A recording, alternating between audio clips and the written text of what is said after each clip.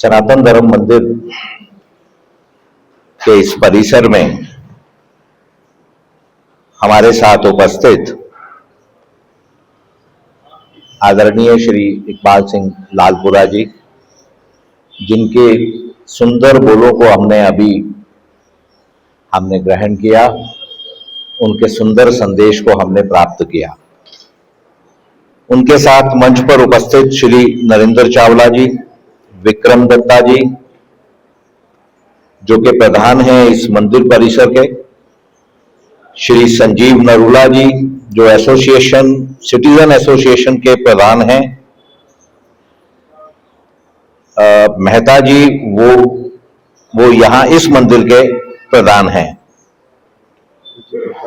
और राजीव वधवा जी चेयरमैन, श्री त्रिलोचन सिंह जी, श्री सयाल जी और श्री चरणजीत सिंह लवली जी,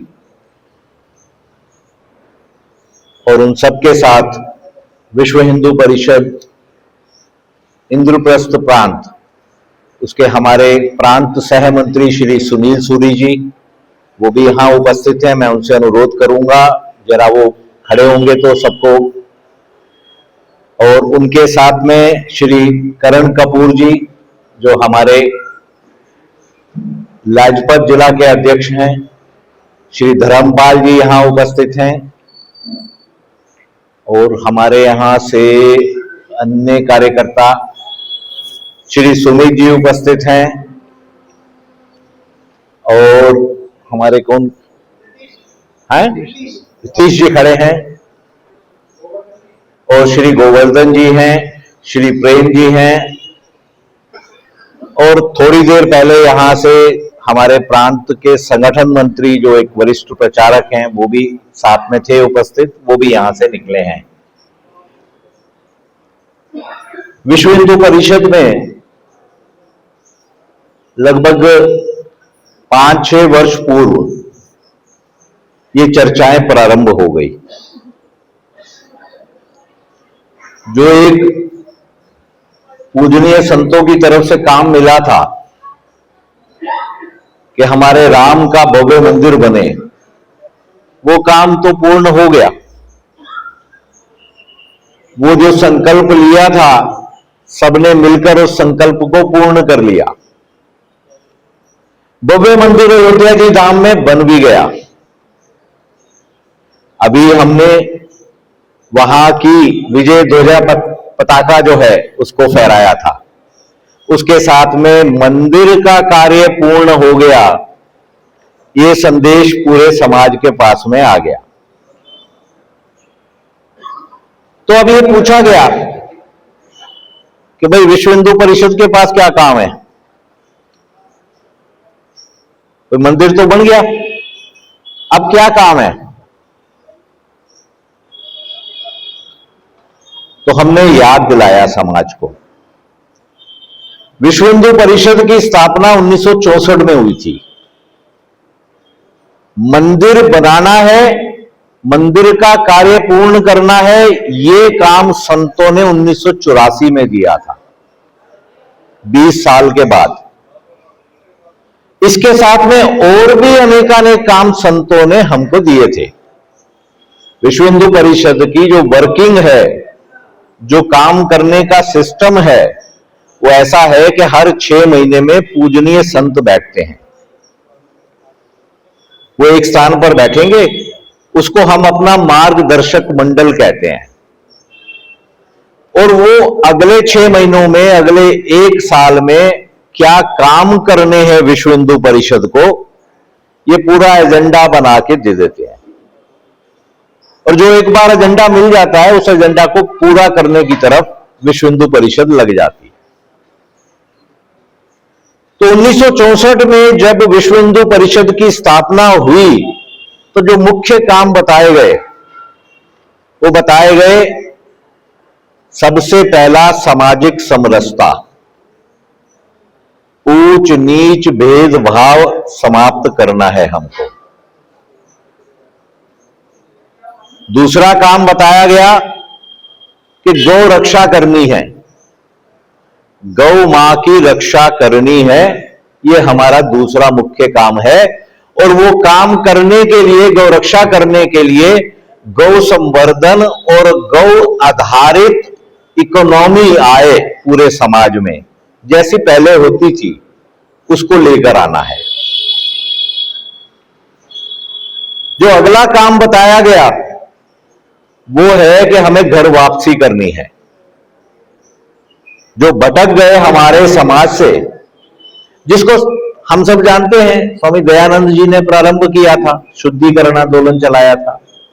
तो अपने यहां से जो भटक गए तो उनको वापस अपने घर में लाना है, तो उनकी घर वापसी करनी है।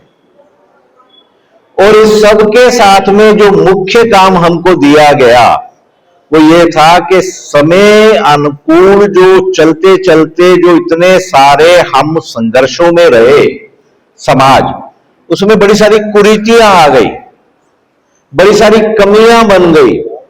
उन कमियों को हमने दूर करना है। तो इस तरफ कार्य प्रारंभ हो गया।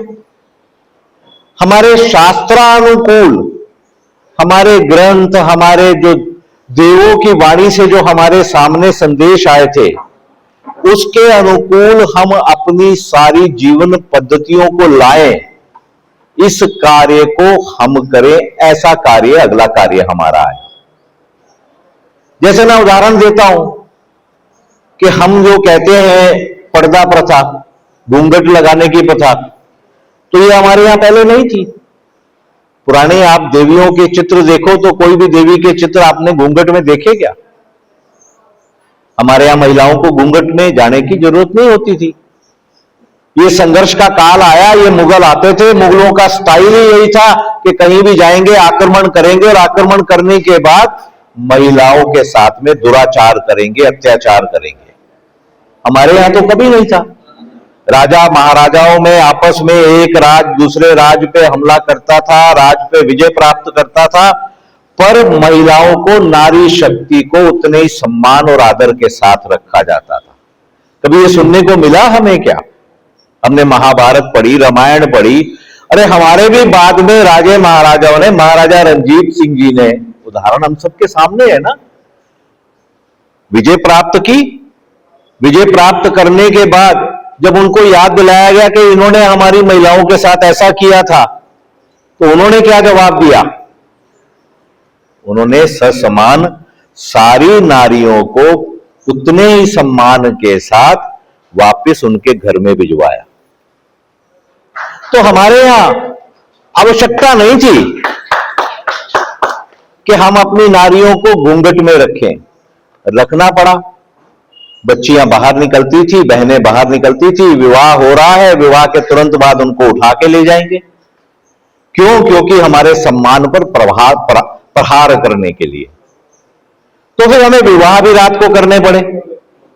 अंधेरे के अंदर हम विवाह करेंगे और विवाह करके उसके बाद में चुपचाप रात में ही ससुराल में भेज देंगे, डोली के अंदर बंद करके। तो ऐसी अनेकानेक कुरीतियां आ गई समाज में। हमारे मंदिर हैं, हमारे ग्राम के मंदिर होते थे, वो मंदिर एक ग्राम देवता वहां विराजित होता था, और उस ग्राम देवता के आगे सभी ग्राम के निवासी आकर पूजा करते थे। तो इस तरह से जब ऐसे आक्रमण होने लगे तो हमारे मंदिरों के अंदर आकर मूर्तियों को ले जाते थे, भ्रष्ट करते थे हमारे इष्ट देव की मूर्तियों को। तो फिर क्या हुआ कि भक्तों को मूर्तियों को अपने घर में ले जाना पड़ा। तो मंदिर जो है हमारे घर में बनने प्रारंभ हो गए। ये भी एक समय के साथ में, समय काल के साथ में, एक इसको कुरीति तो नहीं कह सकते, एक रीति बन गई। पहले ऐसा नहीं था। प्राचीन घर जितने भी देखेंगे, हवेलियां जितने भी देखेंगे, उसमें मंदिर नहीं होते थे। क्यों? क्योंकि मंदिर लाना है तो उसके हिसाब से मर्यादा लानी है। वो मर्यादा तो नहीं आ सकती है घर में, या आ भी सकती है तो बड़ी कठिन है, वो सब घर तो नहीं ला सकते हैं। पर ये करना पड़ा क्योंकि ऐसे आक्रमण होते थे। घर में मंदिर आ गए तो फिर मंदिर के साथ में अनेकानेक समस्याएं भी आ गई। एक समस्या हम सब आज देख रहे हैं कि भी जो मंदिर की सामग्री होती है, पूजा सामग्री होती है, उसको हम किस तरीके से सम्मान सहित उनको, जब वो उनकी आयु बीत जाती है तो हम उनको कैसे करें प्रभावित। तो ऐसी सब कुरीतियों को दूर करने के लिए विश्व हिंदू परिषद को एक काम दिया गया और विश्व हिंदू परिषद उसमें लग गया।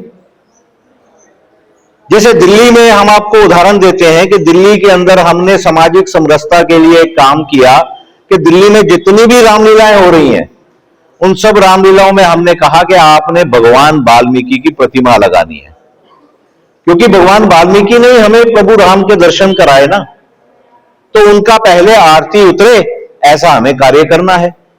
तो 3 साल पहले इस काम को शुरू किया। आज 3 साल बाद हम कह सकते हैं कि लगभग 90% रामलीलाओं में भगवान वाल्मीकि की पहले आरती होती है। ऐसे ही हमने इस वर्ष कहा कि आरती तो हो रही है, उसके साथ में हम भगवान वाल्मीकि आश्रम से वहां से ज्योत लेकर आएंगे, उस ज्योत को आप प्रत्येक रामलीला में साथ में प्रज्वलित करेंगे। तो इस कार्य को भी शुरू हो गया। हमने दिल्ली के सनातन धर्म मंदिरों को कहा कि भाई आप अपने यहां पर बाकी सभी इष्ट देवों के भी प्रतिमाएं लगाइए, क्यों खाली सनातन धर्म का मंदिर हो? सनातन में तो हम सब हैं ना।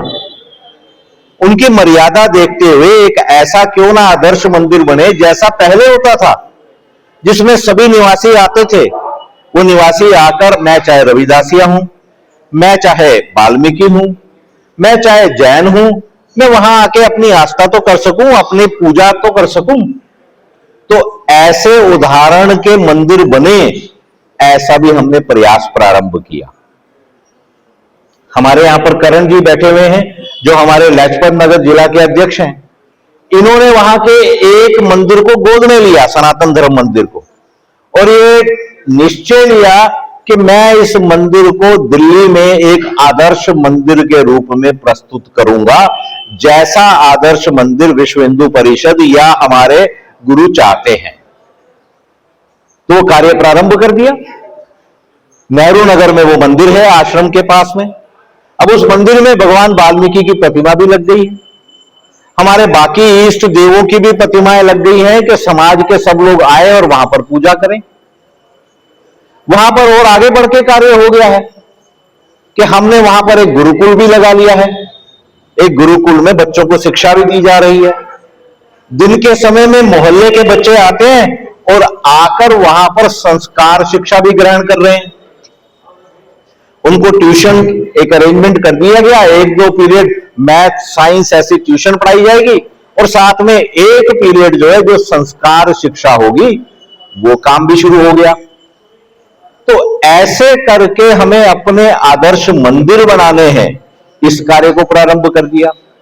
हमारे ईश्वरीत जी को हमने बोला कि भाई देखो, जो बाहर निकल के परिवर्तन के कार्य हैं वो तो हम जानते हैं कौन कर सकता है, एक खालसा ही कर सकता है ना, और कौन कर सकता है? भाई गुरु गोविंद सिंह जी ने तो उसी समय आदेश दे दिया था 1.25 लाख से। तो ये देखो ना, हिम्मत वाला काम किसको करना है? तो हमारे जो हमारे तिलक जिला के अध्यक्ष है हमारे ईश्वरी जी, तो इनको हमने पहला काम दिया, वो काम दिया कि नशा मुक्त धार्मिक स्थल बनाने हैं। भाई विश्व हिंदू परिषद चाहता है कि दिल्ली का प्रत्येक धार्मिक स्थल उसके आसपास, उसके पास 200 मीटर तक कम से कम कोई भी नशे की दुकान नहीं होनी चाहिए। इसके साथ में और भी आगे जोड़ा गया कि भी जब हमारे त्योहार होते हैं, नवरात्रे होते हैं और जब होते हैं, उसमें आसपास मांस मछली की भी दुकानें नहीं होनी चाहिए। पवित्रता हमारे धार्मिक सभी स्थलों की बनी रहे। इस कार्य को प्रारंभ किया। हम सब ने देखा कि उसके बड़े सुखदायी परिणाम आए। तो अब एक कार्य पूर्ण किया हमारे खालसा ने, तो इसको अगला कार्य तो मिलेगा ही मिलेगा ना। आराम कहां करने देंगे? हम करने देंगे क्या? ऐसी तो परिपाटी चली आ रही है। मुश्किल काम सारे किसके जिम्मे? हमारे नौजवान के जिम्मे। तो अगला काम जो दिया गया है वो काम है कि जो हमारी ऐसी धार्मिक सामग्री जिसकी आयु निकल गई है, अब उसको हम लोग किस तरीके से विधि विधान अनुरूप उसका निष्पादन करेंगे, उसको संस्कार करके उसको किस तरीके से हमको उसको विदा करना है, इस कार्य को करेंगे। इंफ्रास्ट्रक्चर सारा बनाने का काम जो है इशप्रीत ने अपने हाथ में लिया है। आप सब उसको आशीर्वाद दीजिए, सहयोग दीजिए, मार्गदर्शन दीजिए कि वो इस कार्य को सही ढंग से मर्यादा अनुरूप पूर्ण करे, जिसका हमें पूरा विश्वास है। जब एक बार सामग्री एकत्रित हो जाएगी, उसके बाद में हम लोगों ने दिल्ली के अंदर पूजनीय संतों की एक समिति बना लेनी है। हमारी चर्चाएं हो गई है। अब वो पूजनीय संत निर्णय करेंगे कि इस सामग्री को या सामग्री में से कैसे कैसे हमें किस किस विधि से उस सामग्री को विदाई करनी है। पर्यावरण अनुकूल ऐसा एक ढांचा बड़ी जल्दी हम सबके सामने आ जाएगा। हम सब लोग मिलकर इस कार्य में इशप्रीत को सहयोग करें। विश्व हिंदू परिषद आप सबसे अनुरोध करता है कि हमारे सब कार्यकर्ता जो मिलकर इस कार्य को कर रहे हैं, उनको आप सहयोग दीजिए, आप उनको जानकारी दीजिए। हम प्रयास करें कि दिल्ली से, इंद्रप्रस्थ से एक नया उदाहरण पूरे भारत और उसके बाद पूरे विश्व के लिए हम प्रस्तुत करें। आप सबका इस सुंदर अवसर पर आने के लिए बहुत बहुत बहुत धन्यवाद, और मुझे यहां इसमें सहभागी बनाने के लिए और भी आभार। जय श्री राम। भारत माता की, भारत माता की।